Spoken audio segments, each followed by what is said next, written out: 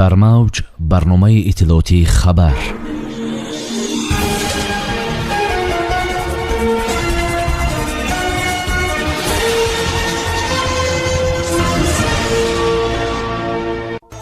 тоҷикистон сохтмони мактабу боғча дар ӯзбекистонро ба таъхир андохт. интиқоли пул аз русия ба тоҷикистон 37% кам шуд. мулоқоти расулзода бо абдуллоҳ, истиқболи сарвазир аз талошҳои сулҳ дар афғонистон. директори агентӣ гуфт дар тоҷикистон чанд нафар нашаманд аст. пешниҳоди тоҷикистон барои оғози парвозҳо ба русия, шарҳи сафир. бо шарҳи пурраи хабарҳо бо шумо ҳастам Мюниса Атамлоева. салом.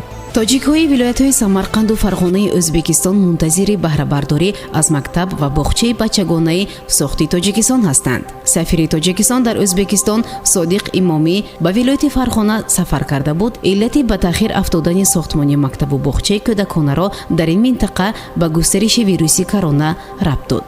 сафир гуфтааст ки бо бозкушоии марзҳои ду кишвари сохтмони ин ду марказ суръат хоҳад гирифт. иттилоъ додааст хабаргузории Парс Тудей. ёдорас мешавем ки дар соли 2018 Тоҷикистону Ӯзбекистон барои сохтмони мактаб, боғчаи бачагону бемористон дар қаламрави якдигар ба тавофуқ расиданд ки Тошканд ба ваъдаи хеш амал кард ва мактаби сохти Ӯзбекистон имсол дар ноҳияи Спитамени вилояти Суғд мавриди баҳрабардорӣ қарор гирифт. бемористони ваъдакардаи Ӯзбекистон низ дар ноҳияи Қубодиёни вилояти Хатлон омодаи ифтитоъ аст.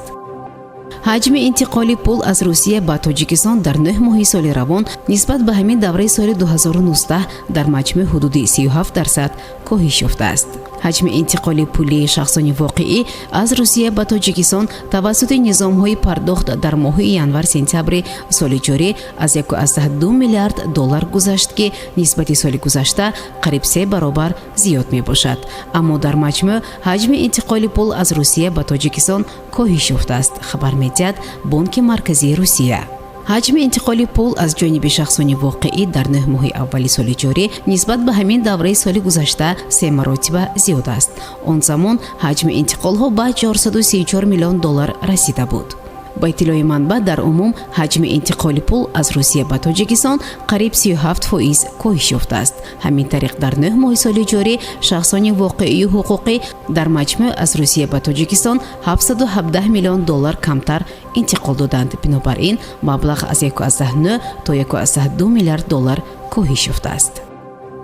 доктор Абдуллоҳ зимни сафари корӣ ба Тоҷикистон бо Қоҳир Расулзода, сарвазири кишвар, мулоқот кард. зимни мулоқот сарвазири Тоҷикистон изҳор дошт ки аз талошҳои Афғонистон барои расидан ба сулҳ ҳимоят мекунад. дар ин бора Абдуллоҳ дар сафҳаи фейсбукиаш хабар додааст.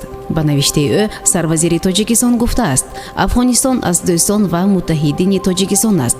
Тоҷикистон аз талошҳои сулҳ дар Афғонистон ҳимоят мекунад ва сулҳу субот дар Афғонистонро сулҳу субот дар Тоҷикистон ва минтақа метонад.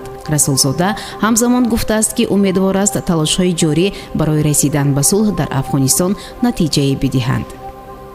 агентии назорати маводи нашаоварии Тоҷикистон аз мусодираи 2 тоннаю 236 кило маводи мухаддир давоми 11 моҳи соли равон иттилоъ дод. директори агентии назорати маводи нашаоварӣ назди президенти ҷумҳурии Тоҷикистон Ҳабибуллоҳ Воҳидзода изҳор дошт ки сатҳи нашъамандӣ ба ҳолати 1 октябри соли ҷорӣ ба 5130 нафар расидааст ки дар муқоиса ба соли гузашта 245 нафар ё 4.6% коҳиш ёфтааст, хабар медиҳад Ховар. ба иттилои манбаъ дар 5 соли охир сатҳи нашъамандӣ 27.4% кам шудааст ки сабаби он корҳои фаҳмондадиҳӣ ва ба ин васила баланд гардидани маълумотнокии аҳолӣ оид ба оқибатҳои зарари нашъамандӣ, инчунин тартиби дуруст ба роҳ мондани ба қайдгирии беморони нашъаманд дар марказҳои наркологӣ мебошад. ба гуфтаи ӯ аксарияти маводи мухаддир ки ба таври қочоқ ба Тоҷикистон ворид мегардад дар хати сарҳад ё дар минтақаҳои наздисарҳадӣ мусодира шуданд. мо ба воридшавии маводи нашадор ба дохили Тоҷикистон ва минбаъд аз Тоҷикистон ба дигар кишварҳо садди устувор гузоштем, гуфтааст Воҳидзода. танҳо дар 11 моҳи соли равон 615 ҷиноятҳои вобаста ба маводи мухаддир ошкор ва ба қайд гирифта шуд. маводи мухаддир давоми 11 моҳи соли равон мусодира шуда ба 2 тоннаю 236 килограмм расидааст. сафири тоҷикистон дар Москав Имомуддин Сатторов гуфт ки мақомоти ҷумҳурӣ пешниҳод доранд ки ҳаракати ҳавоӣ миёни кишварҳо аз сар гирифта шавад. ҳанӯз тобистони соли равон тоҷикистон ба Русия пешниҳод кард ки парвозҳои доимиро барқарор кунад, аммо то ҳол посухе нагирифтааст, гуфт сафири тоҷикистон дар Москав Имомуддин Сатторов дар мусоҳиба бо РИА Новости. мо омодагии худро барои кушодани иртиботи ҳавоӣ моҳи июл изҳор кардем. мо омодаем ки ҳар лаҳза бо Федератсияи Русия алоқаи ҳавоиро кушоем, гуфт Сатторов. ба гуфтаи ӯ, ҷониби Русия то ҳол бо ризоият посух надодааст.